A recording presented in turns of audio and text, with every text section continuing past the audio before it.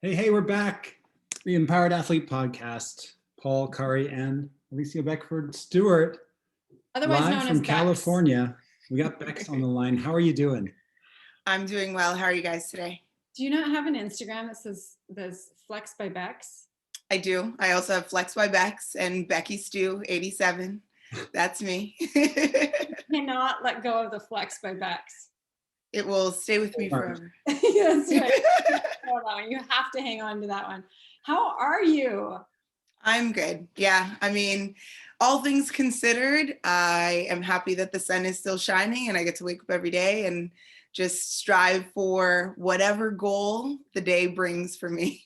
Okay, well, like speaking of goals, you are someone that over the time that we've known you, you've always had incredible, real reaching and striving goals. You know, when we first got to know you, you were a heptathlete at the time, and just this high performing, hard driving, you know, enthusiastic, amazing individual, which we were obviously drawn to.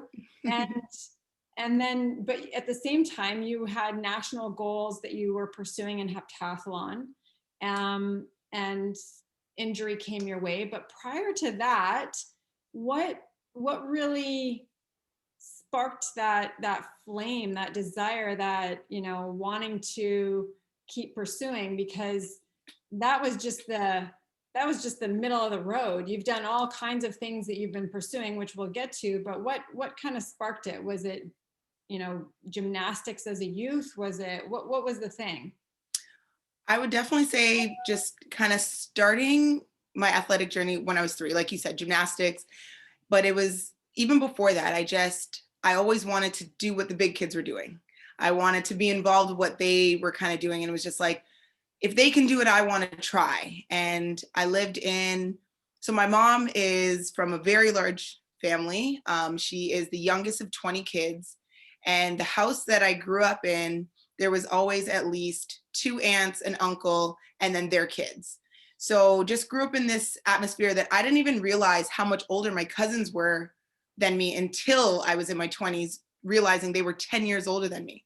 So for me, you know, chasing after them, it's like this annoying little girl, but I'm thinking like, it's just my cousin, but it's like, no, this is an 8-year-old chasing around an 18-year-old. Like, they don't want to play. They don't want to play sports with me. Like, they're just like, go away, go do your thing. So sports gave me that outlet of, I get to play and compete and be around other people that are striving for something. And I've been really fortunate to have amazing coaches along the way. And I definitely have always just had someone that, well, my mom for sure, like number one, biggest fan, first coach of everything and anything. But I've always had individuals in my corner that were striving for something and they instilled that in me. So I will never forget the very first time I had to do a goal setting exercise. It was at gymnastics, and they sat us all down and they're like, okay, I want everyone.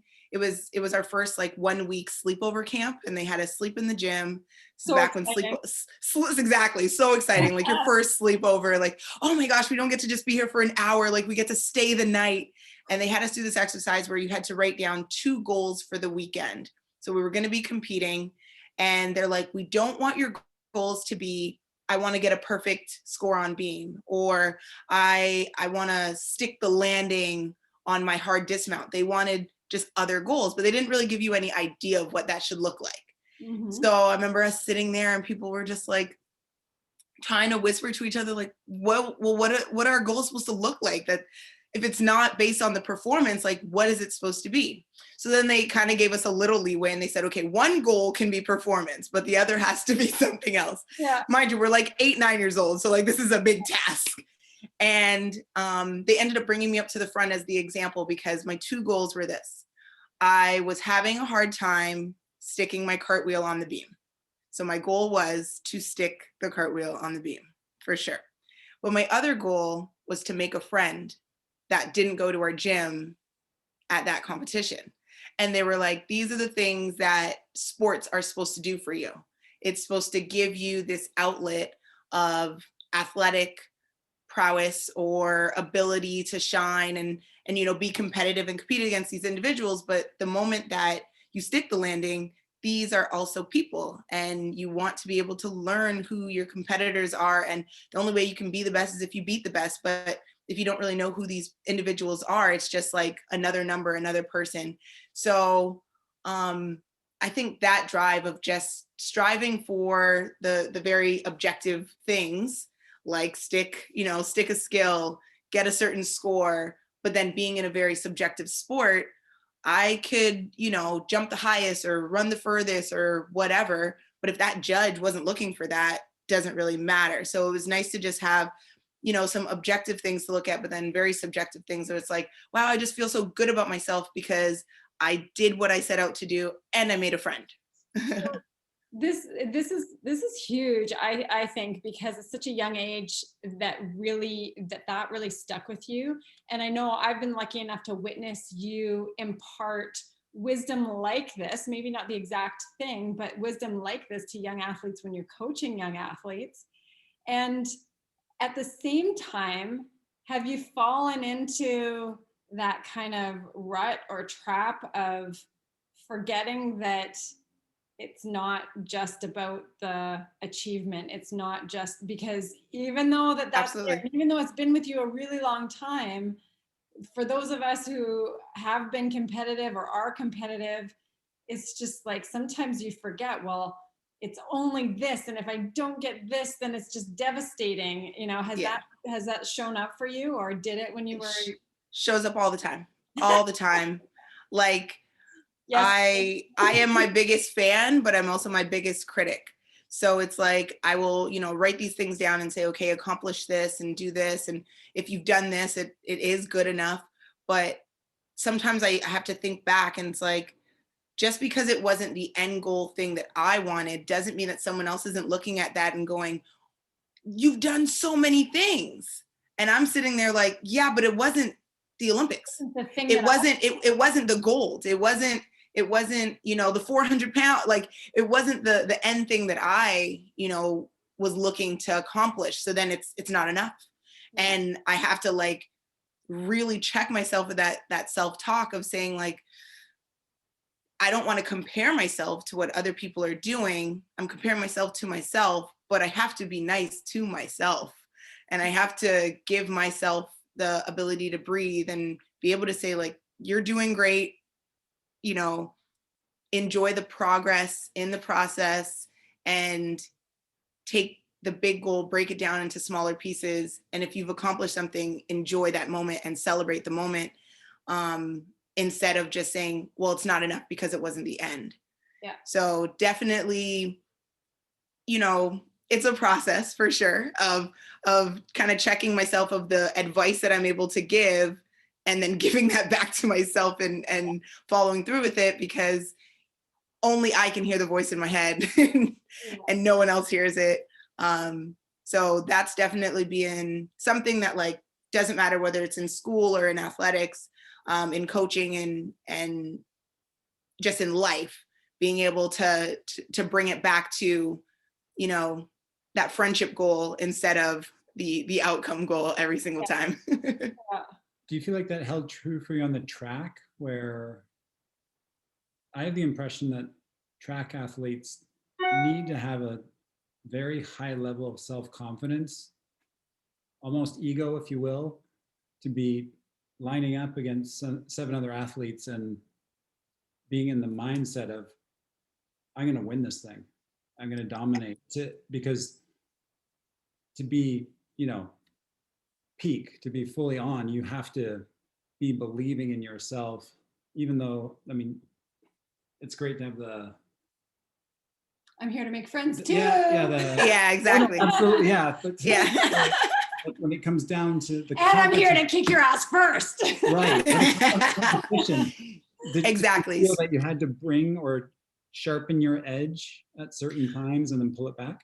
Every single time. So one thing, I guess, one of my coaches, I can still think about the fact that, so he did the decathlon, and obviously women do the heptathlon. And one thing that he would instill in me is that one event is that event. Like, when you step to the line, you're going to accomplish that task.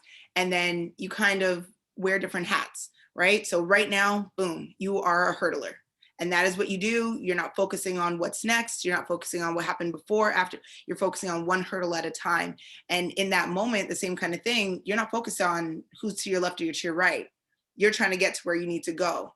So because it's not a contact sport, you don't have to worry about like, who am I going to step over to get there? It's just, what time am I going to get at that finish line to beat myself from practice or whatever it is. But it's literally one foot in front of the other, bring the aggression every single time. So it was kind of more so putting the blinders on to the task at hand, instead of saying like, I'm going to eat these girls alive.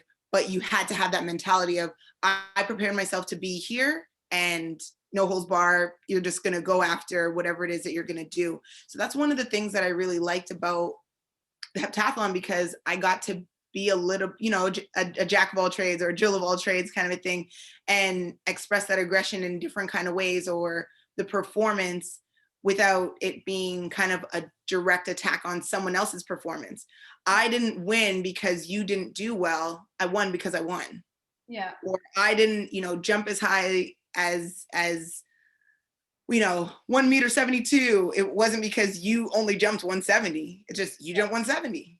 I jumped 172. That's just what it was. It's nice So it's clean, like, exactly. And it's hard when you're looking at sports that I mean, we could go on and on about sports that it should be clean. There is a timeline, and then they've met the qualification, and then they still don't get sent. Those Yeah. are, there's so many heartbreaking stories around that, because, you think it's supposed to be that. But I have a question here that I think this might be pertinent to some of our listeners, in that you were in gymnastics, you got into track, but somewhere along that way, you had the goal, I think, tell me if I'm wrong here on this timeline or this path, you had the goal to get a scholarship. Yep. You wanted to go to school with a scholarship. Did you get a full scholarship? Yeah, so I found out. It's a huge deal. Yeah. Huge deal. And because school is expensive anywhere, it's extra expensive to go out of state if you're in the US. And then at the same time, to be able to be competing in something that you love, and competing and get your education paid for, that's something that we haven't talked a lot about on this podcast. And that's such a huge accomplishment, number one. But how did you realize that this was a possibility, and what did you do to make that reality? Yeah, so that was actually, if anything, that was probably I look back now, one of the proudest things that I accomplished for myself, because that was a goal that I had set very early on in probably middle school, when I found out that I could get a scholarship for my education while I was doing my sport. So when I got closer to the end of my high school career, it was like, actually in grade 9, they had I don't even know what it was called, but teachers were basically on strike, so they weren't doing anything extracurricular. Mm-hmm. So I didn't have I didn't have any sports in grade 9. And I actually considered leaving that high school to go to another high school so I could continue doing sports, because I knew if I was going to try to get a scholarship, they had to see me perform. And that's a grade 9. Okay, so hold on here. This is important, because there are lots of kids out there, number one, who aren't competitive enough to consider this, but number two, are not considering the costs of university. Is part of the factor here, and do you think is part of the factor the cost, thinking that, okay, maybe me or maybe my family, we're not going to be able to pay for this? Do you think that if that was the case, that drove some of the competitive nature in you as well? Like, a little bit of column A, a little bit of column B. My parents support me in things that I do, and financially, as a kid, I didn't want for anything, but I had no idea what their financial situation was.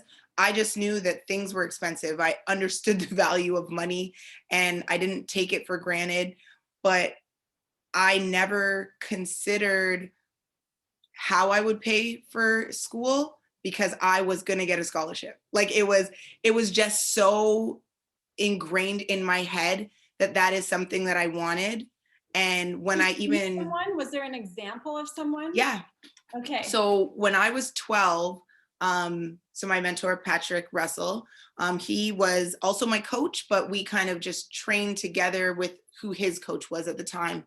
And he decided to stay in Canada and he went to York University. And part of that was he didn't figure out the recruiting process. This kind of ages me or dates me or whatever, but think about the internet access that individuals have now is not what I had in high school. Mhm. Like I remember the World Wide Web in grade 3 and, going to that one room that had computers. And for him, same kind of thing. Like when he was in high school, if he wanted to reach out to schools, it was snail mail. It was sending in a VHS of what he was doing, and the editing was choppy and please don't rewind and send it back because I need to send this to another school kind of scenario. For me, it was CDs and DVDs, but still that same kind of thing. I didn't have that access to be able to say, let me look up somebody. It was like, I have to really search out for this information. And so for him, it was just a bit harder to figure out how is he going to get to the States? How is he going to get, this Disney Saturday morning movie of, the marching bands and the scholarships and everyone's cheering for you and you cross the finish line, there's flowers, there's confetti. Like that was not in Canada sports. Like that's just not what we see. We barely have people in the stands. we're working on it. Like we're working on it, but it's like, I thought that's what it was going to be when I got closer to the end of high school. But seeing what he went through, I was like, so it's not like that? Like, where are the scholarships? Here's your car and like, come to the dorms and all this stuff. And I was like, how come it's not happening for you? I want it. Schools, and then you can pick which one. Exactly. So in grade 9, like when I realized I wasn't gonna have sports at my school, I considered it, but I was also in French immersion. So it was really important for me to keep my French. I'd worked so hard from kindergarten all the way up. So I stuck it out. I still just, focused on all my, track outside of school, because that's where, from a Canadian standpoint, that's just where you're going to get your skills. You have a math teacher or a science teacher that's, the coach at school. Whereas in the States, they hire a coach for the track team, for the basketball team, they hire someone for that. And so when I kind of realized that, it was like, I still just cared more about being a student first, athlete second. So I stuck, in my school, kept on with my French education. And then the next year we did get a teacher that was willing to volunteer. And I was actually the assistant coach. And that's how it just was in high school. Yeah, the assistant coach. Exactly. And it was just because I just needed a faculty to be able to say they'll come to register us for a track meet. So they'll come, be able to bring other athletes with, exactly, just that was just what it needed to be. So seeing kind of what my coach went through and then seeing what I really wanted, some of it was a fairy tale. It was a movie. Like I really expected it to be where they were going to look for me, but that was not the case when I got into grade 12. I had to do a victory lap, so to speak. I went back for a grade 13 because I still didn't figure out the scholarship process. It's not that my grades weren't there. It's just that I didn't know how to get into the States. So did my research. I made an athletic resume. Basically, these are the events that I do. These are the times that I run. This is what I throw. This is what I jump. This is my SAT score. So I kind of sought out, a separate system. I went and took my SATs. I went to the guidance counselor. I asked her, how can we figure out what my GPA is on a 4.0 scale? Because we don't use that scale. Yeah. And the rude awakening that a 90 and above is an A in the States, and 80 and above is an A in Canada. And so figuring out my GPA, and then I just sent that to schools. I looked at the NCAA website and I said, these are the top 10 girls at NCAAs in the heptathlon. This is where I kind of fall and I'm in high school. These are my grades. If you're interested, call me. Yeah. And I got calls, and I did. And I was able to go through the process of the clearinghouse and taking my 5 visits to schools and making a choice of where I really wanted to go. And again, I look back and I think because I had set the goal, I didn't make a big deal about it, because it was just like, it wasn't if, it was when. Yeah. And again, that was a coach that instilled that in me. It's not if you do well when you go to that thing, it's when you do well, what do we do next? And that came from when I started track and I was doing gymnastics. I was a bit taller than some individuals that are typically going to be elite at gymnastics. Yeah. I went through puberty a little bit early, and I had a growth spurt in grade 4, and I was a very tall gymnast for what they considered to be elite. And they kind of nudged me towards track a little bit more at the time. And I was mad about it, because I'm like, I'm a gymnast. I'm going to be the next Dominique Dawes. Like this is what's going to happen. Stacey Uman, like, she told me that I'm going to be great and Black Girl Magic, and this is going to be so good. And they were just like, but like, you're so fast. And like, you jump so high. And I'm like, yeah, but for vault, I have to run fast and I have to jump high. Like, I'm trying to justify it. Like, why are you pushing me away? But it was so great. And my coach, he would say to me, he's like, listen, if you're going to miss practice to go to a track meet, you have to come home with hardware. And that was always just something that really stuck with me, good or bad, because it was a little bit of pressure, because if I didn't get any hardware, I'm coming back like, I'm sorry, Peter, I didn't, but it also just gave me that drive of like, if you're going to do something, you do it wholeheartedly instead of tiptoeing into it. Yeah. And I've taken that into everything that I've done. And even, when I moved to London and when I met you guys, it was that same kind of thing. And when I started to kind of shift away from that, a bit of it is part of injury and just the depression that you go through when your identity is wrapped up in who you are as an athlete. And been an athlete since I was 3. And when I tore my ACL and I had to get surgery, I was like, who am I if I am not an athlete? If I am not Alecia Beckford Stewart, the athlete, who am I? And you guys really helped me. I don't know how much how much you really helped me, like, kind of really bring that back to, I am a person. I am Alecia Beckford Stewart through and through. And the athlete is just one of the hats that I wear. It's a part of my journey and a part of who I am, but it is not who I am. And yeah, so I kind of broke those things down to just it being a part of my motivation and all the other things that I'm doing, and not just the only motivation of why I'm doing it. Okay, so I want to ask a question for kind of both of you here. Lisa, you're a certified strength and conditioning specialist. You Yes. train, you know that world. It's a male-dominated field. Absolutely. How did you first connect with Kari? And when you met her or heard about her, did you have reservations because she was female? Not at all. I was so excited. So excited. And it's representation matters a lot.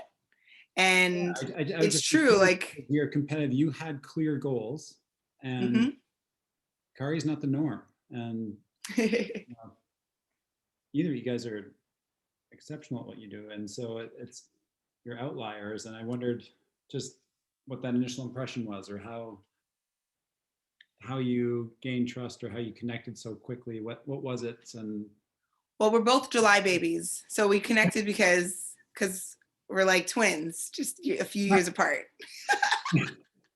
I remember that interview and it was just like, okay, well, there's so many things that are such a challenge to connect on in high level sport. When somebody hasn't been in high level sport, or someone doesn't know strength and conditioning, or someone hasn't gone to school in the States, or someone hasn't, been trying for something national level. When you're with someone who hasn't done any of those things, it's hard to ever explain what those are. And so when we were going through that first meeting process, it was like just ding, ding, ding, ding, ding on so many levels. It's like, oh, this is way too easy. You know, this is just too good to be true, because you are the epitome of who fits as an athlete, as a coach, as a human, in the business, in the gym, in what we were running at the time. And so it was easy that way. And I mean, for me, it's um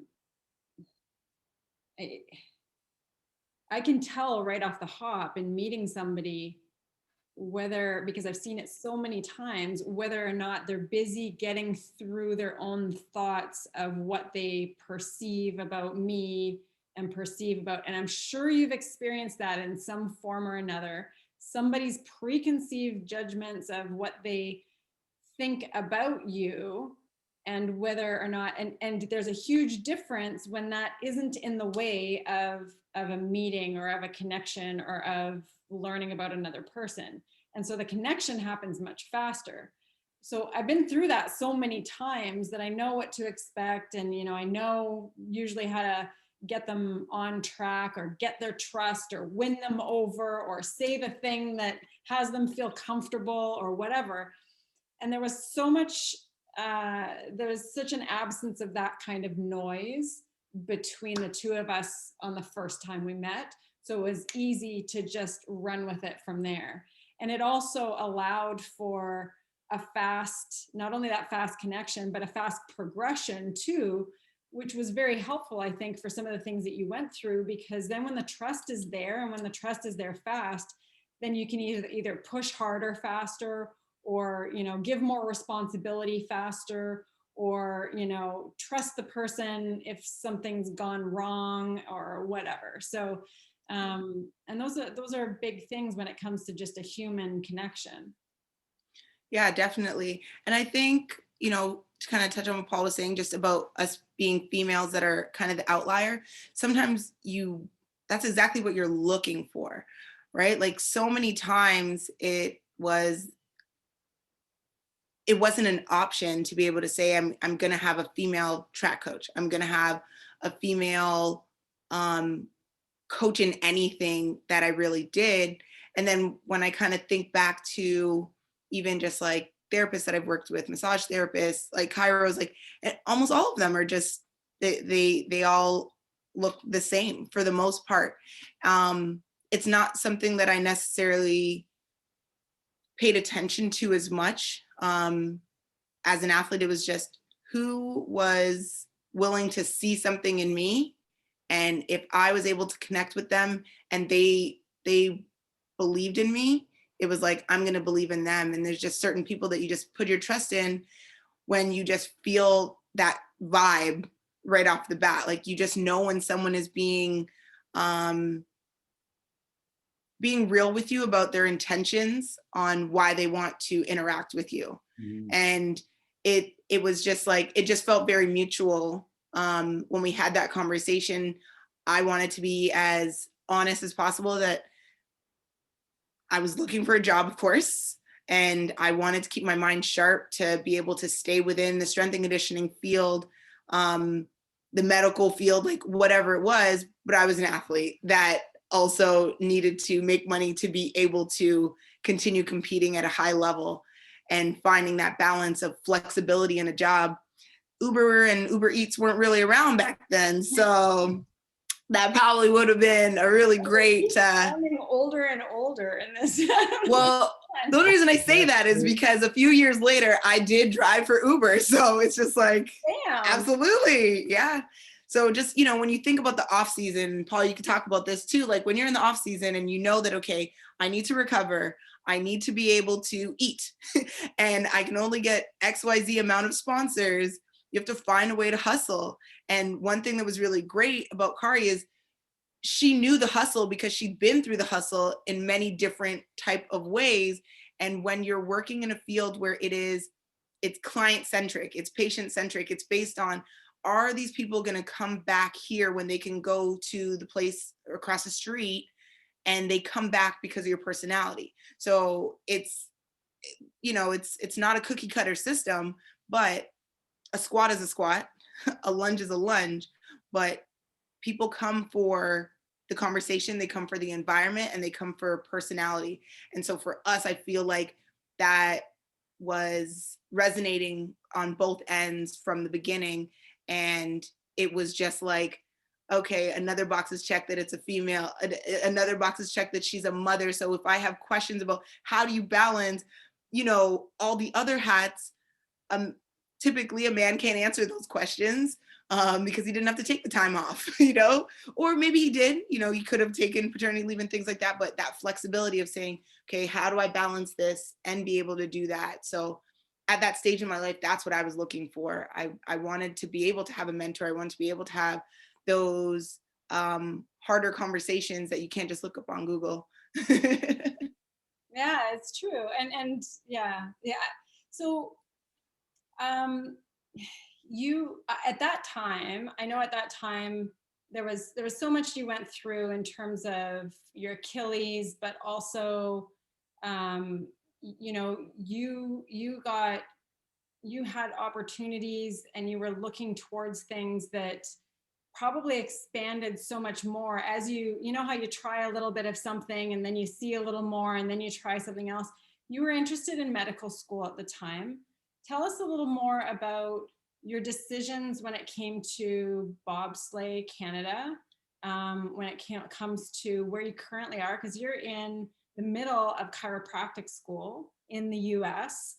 So there's so many things there that like I want to know about, which the climate in the US when it comes around the election, Black Lives Matter, you know, your experience when it comes to bobsleigh Canada and what that was like. There's so much that's gone on for you. You've even just competed in a fitness competition, which is I did. there's, you know, clearly you're so goal driven, and I think that there's so much there, but I want our listeners to be able to understand a glimpse of what it's like in, because this is what I would call trying things on to see what fits, not because you're trying to fit in, but because you're figuring out where you really belong and what is aligned with you. And that's what I think it is happening for the course of your life. You're living it, you're eating it up, you're enjoying it, you're trying all these different things, and also just figuring out where you're really going to create your best life. So tell us a little more about, you know, what brought you to bobsleigh, what those next steps look like. So after tearing my Achilles and just kind of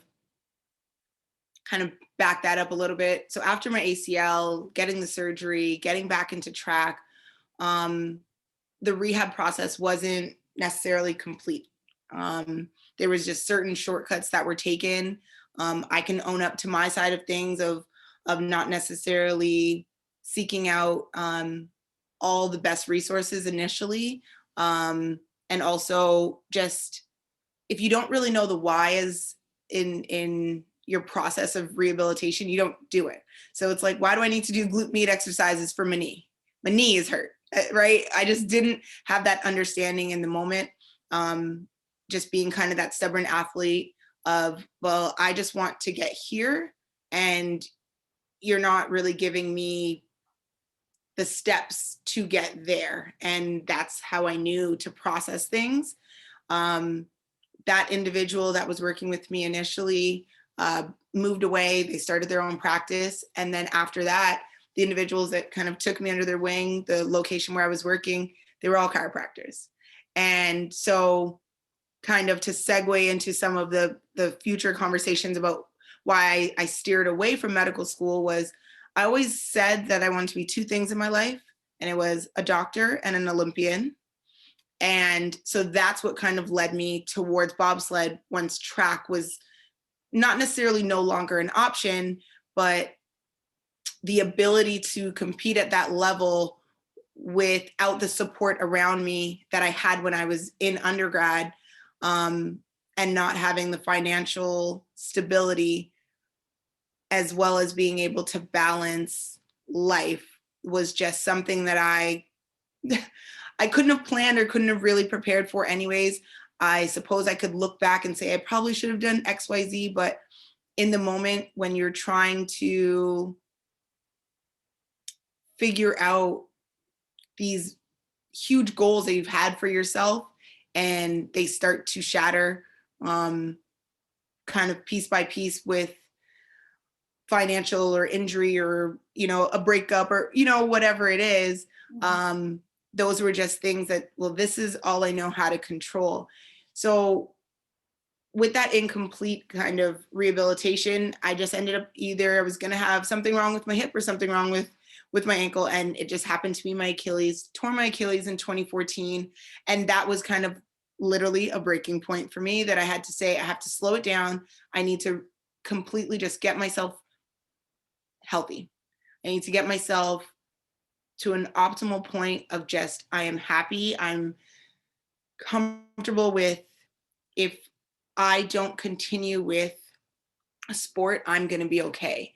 And so that healing process was a bit of self-discovery and a bit of kind of like the social, mental, physical, just everything kind of all wrapped into one. And then I remember a conversation in undergrad of one of my coaches saying, you guys are pretty fast, pretty strong. You ever heard of this movie, like Cool Runnings? Like you should look into bobsled. And I was like, not really into cold. Like I know I'm Canadian, but I'm not really into cold weather sports, but maybe I'll look into it. And around that time, so, you know, I'm working with you guys at Empower and just kind of, you know, still talking to my previous classmates and teammates and things like that. And one of them went out for the US bobsled team. And she went to the 2014 games. She'd only been in the sport for a year and a half, and she won a bronze medal. And I was, the fuel, it just sparked something in me again. I was like, a second career sport. Like that's literally what bobsled is. You have to be 16 to go into a bobsled anyways. So by the age of 16, you've already done so many other sports usually. So it is geared around taking whatever athletic prowess you had before, turning that into just straight raw speed power with a little bit of crazy because of how fast you're going. And yeah, so seeing her, talking to her about that kind of process, it just lit something inside of me that was like, yeah, I still want this. And so I set that goal and again, just went after it, had the support in my corner and, you know, the little Alecia in the back of my head that's like, you're on this journey called life to experience things, not just to go through things. It's like, I want to be able to look back and say, I enjoyed all the things that I did. And it is, you know, a good story for me to reminisce on and, you know, to look back at the places that I got to see, the people that I got to meet. And so that was kind of that initial striking moment of, okay, I'm going to look towards, how do I join this team? How do I get onto the national team? How do I potentially make the Olympics? And then while I was in that process, I met, or when I made the provincial team and then made the national team, and then we toured through Europe, we toured through Korea. And on that kind of last tour of the Olympic year in 2018, that's when I met 3 different docs that went to 3 different schools. And I kind of just was able to pick their brain as to where do they go to school? What was their passion? How were they able to have a practice as well as travel with the team? Like that would be amazing. How do they balance life and just kind of having those conversations? And, you know, they were more than willing to kind of pay it forward. So same kind of just energy as myself. I just want to be able to share that information with others and pay it forward. And they were paying it forward to me. And I was able to, you know, look into other options of becoming the other thing that I want to be in life is a doctor. I never knew what kind of doctor I wanted to be. I just knew that I wanted to be a doctor. I knew that I wanted to be able to help people and have those relationships and not just a revolving door, you're in, you're out. I wanted to be part of the process because everyone that's helped me, it's being a part of my process, a part of my journey, leaving that lasting memory. I want to be able to instill that on someone else because that's had such a great impact on my life. So then that brought me to Palmer College of Chiropractic here out in California. Not too shabby being able to say I'm living out in California, and the sunshine makes me happy. So that was obviously a nice big bonus. And I was ready to start school in that time of my life. In majority of school, you have to wait until, the fall start. But I was able to, get all my transcripts in and kind of get that process moving, because they do have entrance every 3 months, whereas CMCC in Toronto only has admittance one time a year. So I didn't want to kind of sit around and wait for an entire year.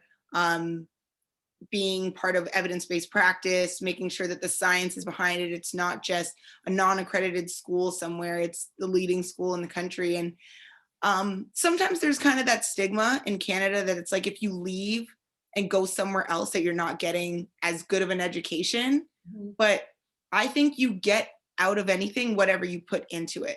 If you're gonna go and work with, an online trainer, or work with, a dentist at some little shop at the back of a plaza, it's whatever they put into their education. It doesn't matter what the package on the outside necessarily looks like.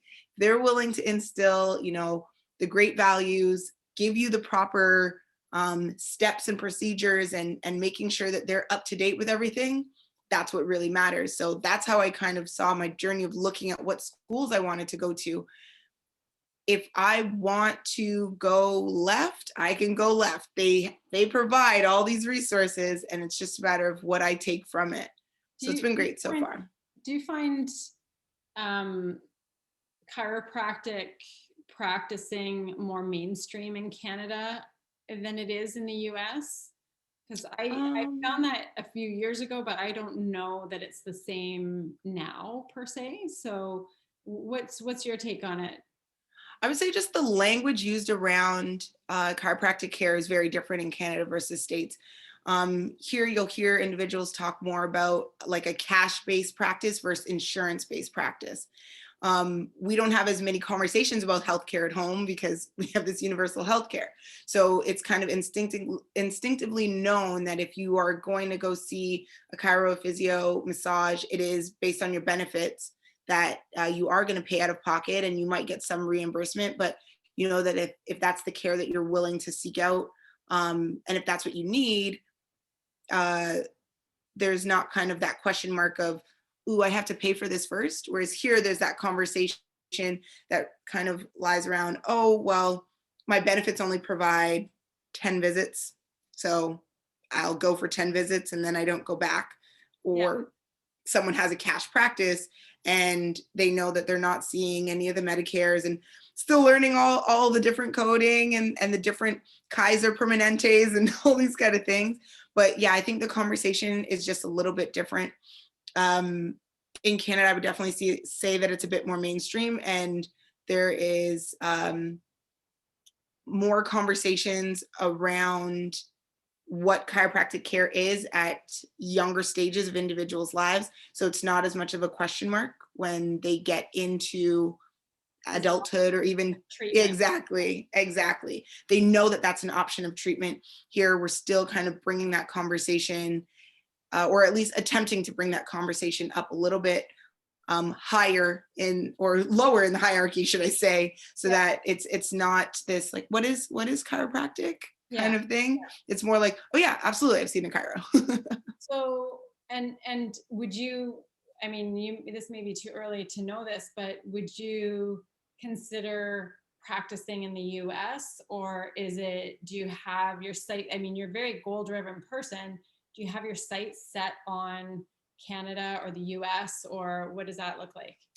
It's still very open. I'm just now entering into student clinic, and I now have to start narrowing in on those kind of conversations a little bit more. I would love to stay in the States for a little bit longer, just for the experience, the exposure, as well as the reality is I'm at an American school, so I have American-sized debt. So it would be nice to make some American-sized dollars as well. So that is definitely a part of the consideration, but I'm not in it for the money. I'm in it for the experience that I'm going to gain and get. So ideally, I am planning for staying in the States upon graduation, but I have to consider the visa situation. I have to consider sponsorship situation, and also just like cost of living. Right off the bat is just things that I have to kind of wrap my head around and consider, but it's definitely an option for both. And I mean, whether the earning potential is greater in Canada or the US, I don't know, but here's the thing, so many people will say, I'm not in it for the money, just like you said, I'm not in it for the money. And I don't think anyone who has a real strong passion and strong drive, they're not going into it for the money, they're going into it because they love the thing. But at the same time, there's nothing wrong with wanting to earn as much as your full potential is, and to embrace that, because so many people think that, well, if you make a lot of money, then you're not fully in it for the love of it or the whatever. But it's not that at all. You can be completely passionate about what you do and earn as much as you possibly can, because typically all that's going to mean is that you can help more people in some form or another, do more, give back more, contribute more, whatever way that looks like. So yeah, like earn as much as you possibly can. I know you will give it back to the world. When it comes to the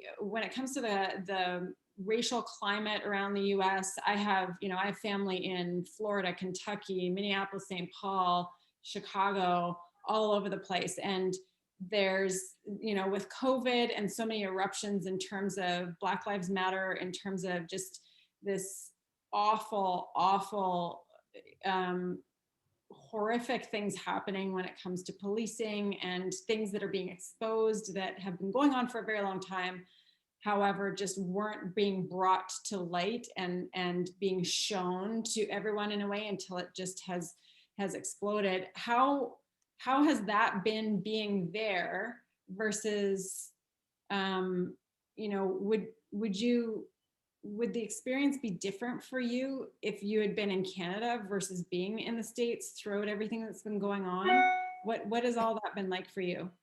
I think it's definitely highlighted more here. It doesn't mean that there's not racism in Canada. It doesn't mean that I haven't faced my fair share of discrimination, my fair share of heartbreak, of someone just assuming something of me based on maybe their previous experience, maybe based on something that they were taught, because racism is not something that you're born with, it is something that you were taught. And I have kept myself involved as much as I possibly can with the knowledge that I have, but my experience is not the same as someone that grew up in the States as well. So that's also something that I keep in mind, that someone that grew up in Oakland, and for me growing up in Brampton, my experience is not going to be the same, but it doesn't negate that I can't support. It doesn't negate the fact that I can't relate as well. One thing that I was able to kind of convey to my classmates and kind of the school is, I'm the president of our Student American Black Chiropractic Association here, and as well as the West Region representative. And I led us in a town hall after George Floyd's murder, and kind of explained to them why we're hurting.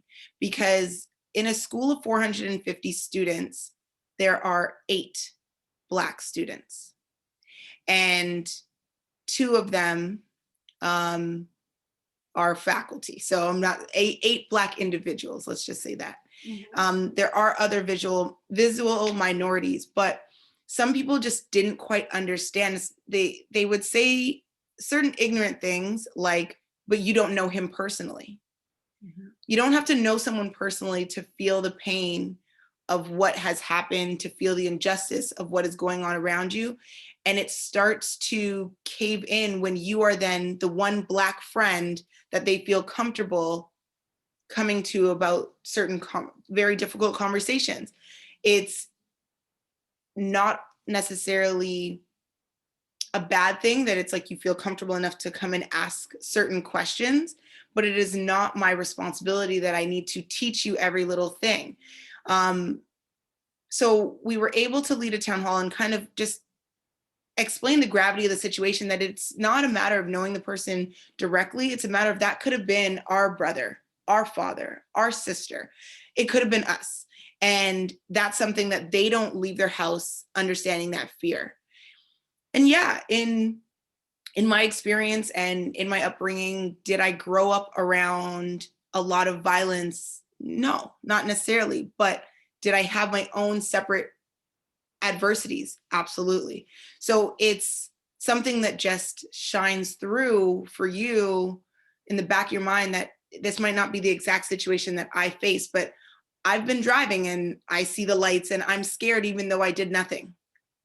I'm, walking somewhere and I hear a certain sound, and for me, it's a fight or flight of a certain reaction that someone else might not feel or see as a reality for them. So if I was in Canada while all this was happening, would I have been as affected? Maybe not. But being in it, just being directly around, and the internet alone, just I had to plug out, like absolutely check out certain days because it was draining, like completely like adrenal dump, just draining, plus being in school, plus. There's always going to be a plus. But going to a protest or going to a rally or just having conversations with individuals that were difficult was also empowering, because this is the time for everything to be highlighted. Unfortunately, it's not that it wasn't happening before, it's just now being seen more frequently. And I am grateful for the fact that I was able to kind of work through that, but also have the language to be able to work through it. Because when I was younger and I had my first experience with racism, I didn't know why it hurt. I just knew that it hurt. And now I just have a better understanding as to why it hurts, and I can express why it hurts. And I can share that with someone else. Why you saying, "Can I touch your hair?" is hurtful for me. Mm-hmm. For you saying, "Hey, look, I got tan today. I'm as dark as you." Why that's hurtful for me. Mm-hmm. And now we just have this platform, this opportunity to express that to other individuals and not shy away from the awkward conversations, because magic happens in that uncomfortable zone. And the only way that other individuals are going to know that that commentary is not okay is if we tell them. Mm-hmm. That looking at someone when they pass you on the street and clutching your bag, that hurts. Mm-hmm. That hurts. And maybe it's a movie that you saw and you just thought, "Oh, well, I see some Black person coming towards me. They could be dangerous." Well, I could say the same thing about anybody, but I don't, because I know how that impacts another individual. So being directly in it has just been a very interesting, an interesting experience. I wouldn't say I can speak for how much it's really going to change now that the election is over, because there's still that leeway time before inauguration in January. So there's a lot of things that can happen between now and the end of 2020. But 2020 has just been the most interesting, adventurous, just unforgettable year, with so many ups, so many downs, and everything in between, that it's just a matter of living through whatever, or growing through whatever you're living through right now. So I am just like checking that off as just something else that I've had.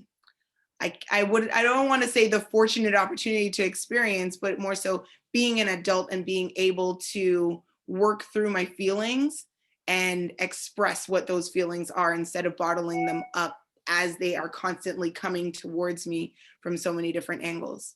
And also, being, like you say, being an adult, that if this was 10 years ago, what what would it be like processing it then? How do you process it at that point? Like we've intentionally had Maeve in a school that is very multicultural, very diverse. And we also want to bring her to somewhere like Mexico and spend maybe a school year. So she's just in, again, just multicultural types of scenarios. And at the same time, I think that there's a responsibility for people to learn beyond what their own experience is in some forms, but whether people choose to or not, that's where they are. So for instance, whether it's learning about other religions or learning, one of my good friends, and she's very, like, she's red hair, pale skin, she went out and got a book so that she could educate herself, because it's so, I think the book was called White Supremacy and Me. Mm-hmm. And just so she could educate herself to understand what is so ingrained that we can't, it's beyond our perception because we've only seen one way, and when I say we, I just mean anybody looking at something that they don't understand or have never experienced. Yeah. So anybody looking at it, whether it's another religion, another culture, another language, any of those things, but just being able to ask more questions from a place of love and curiosity versus a place of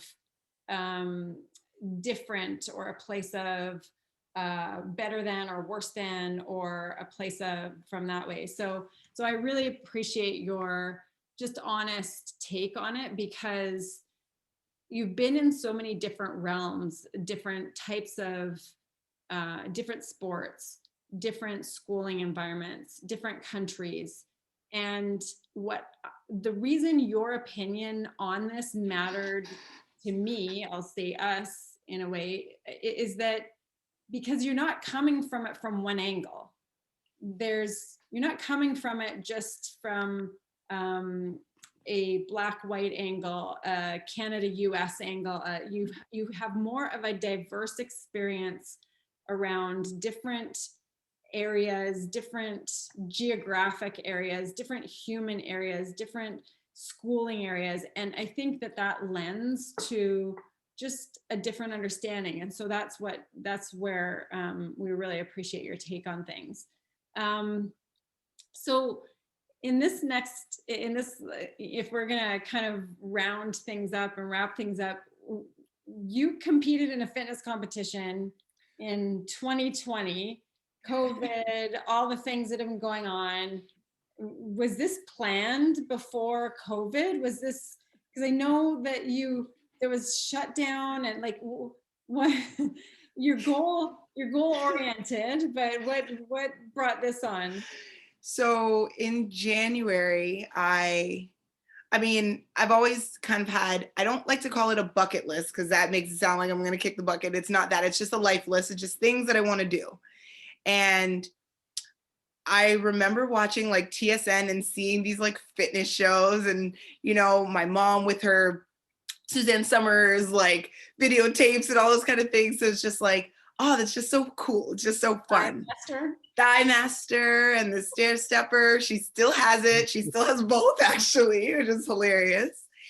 And so I was like, you know what? I think I should train for a show. Like while I'm in school, I'm so focused on my studies, but my outlet is going to exercise. My outlet is physicality. It helps my brain stay clear. It is something that I have 100% control over. If I am stressed for some people, and for me, I would like to go towards food, but I had to also just like manage that, because I do just have this external goal of I want to be the billboard of the things that I'm preaching. So I can't tell someone, don't show people what's possible. Exactly. But like, be the example. Exactly. And I don't want to preach something that I wouldn't do for myself. So it's like, oh, you need to find better stress, management skills. And it's like, I'm sitting there eating a bag of chips. So I just kind of set the goal in January, and the plan was to give myself 4 months. So to kind of get into something, the first show that was going to be available was going to be May. Everything got shut down, but I was in the process. I, at that point, had lost 20 pounds. I had done my due diligence of, even though the gym shut down, I had about 9 weeks of my prep that were all home workouts, going for my morning cardio, just walking outside for an hour. And I'm like, I'm so sad that this is not happening. So my friends kind of threw me a pretend show in their living room, just on Zoom. Whoever I sent the link to, my coach just kind of guided me through it. And that was my first time on stage. And it was cool. It was fine. But I was like, okay, before 2020 is over, I am doing this. I am stepping on a stage. And I was like, at this point, I've done the quarantine 15, but the reverse. I'm now down 25 pounds. And I was ready for it. So found a show that was actually going to be taking place, got a matching mask. We followed all the protocols. They actually made the show outside. The show that I was supposed to do also got canceled, but there was another show the week after. So we just moved my peak week, went through the whole process, kind of 1 week additional.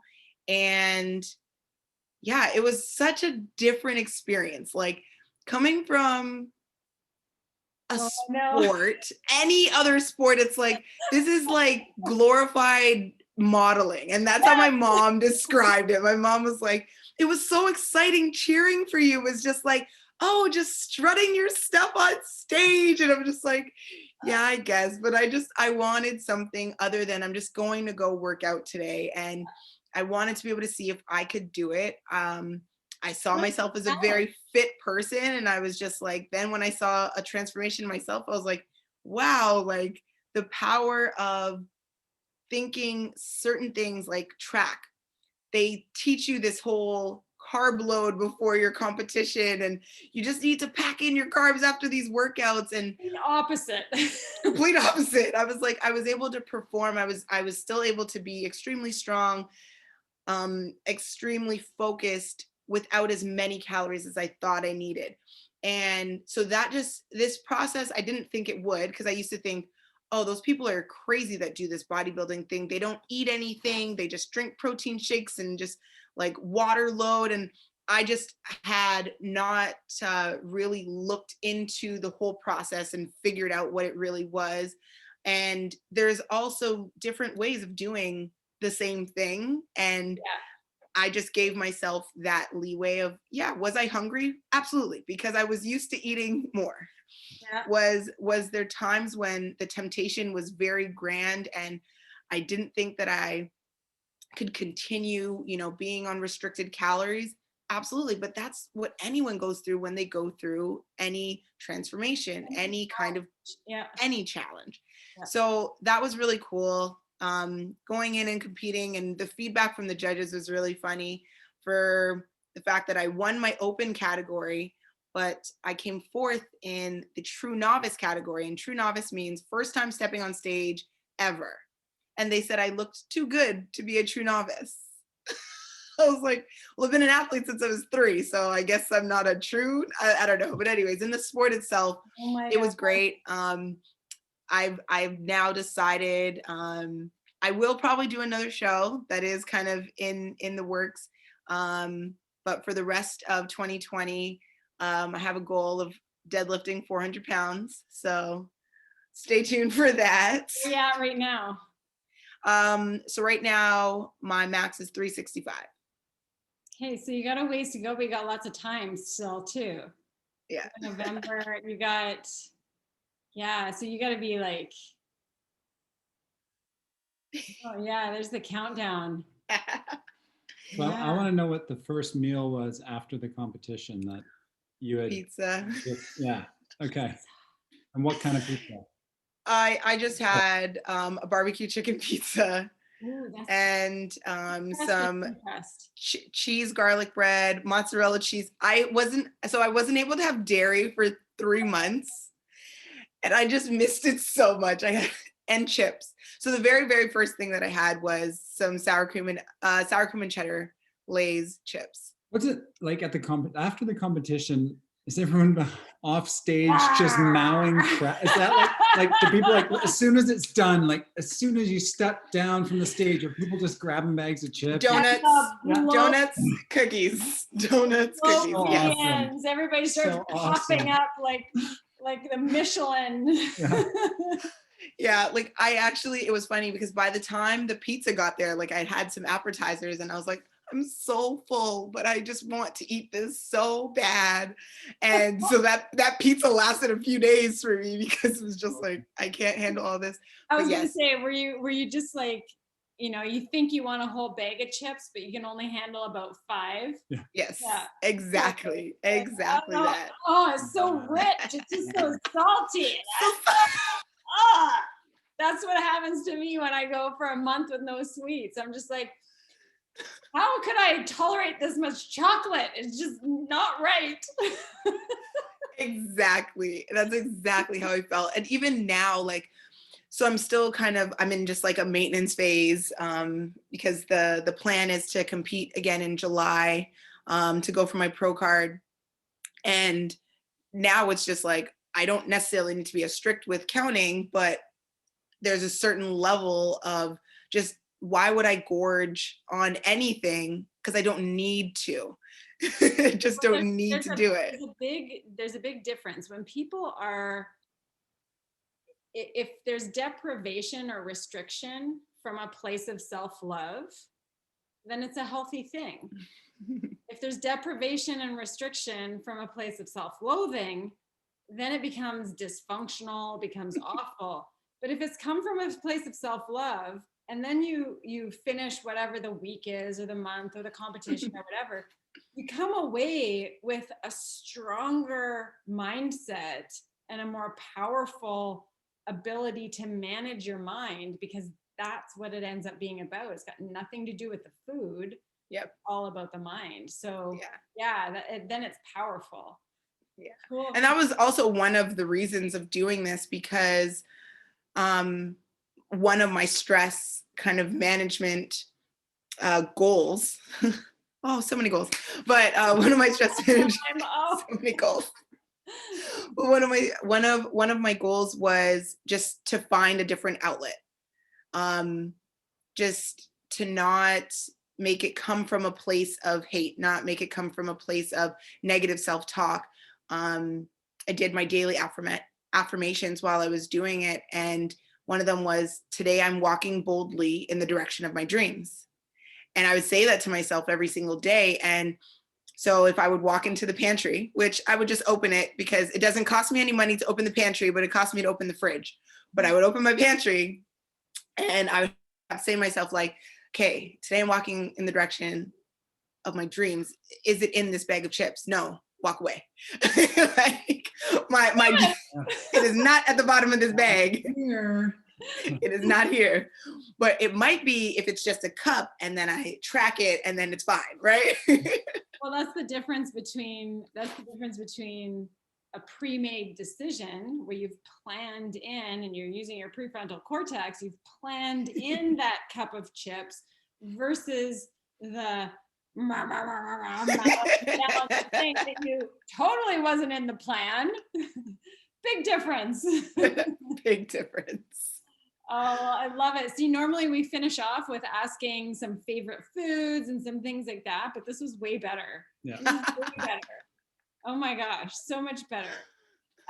If there is one thing that you wanted to impart to young athletes, because you've had such a vast experience in multiple sports and also at such high levels, is there anything that you would send out to, a young version of you, or that athlete that's just got lots of goals, lots of dreams? What kind of advice would you give? What would you want to impart? I would definitely say enjoy the progress in your process.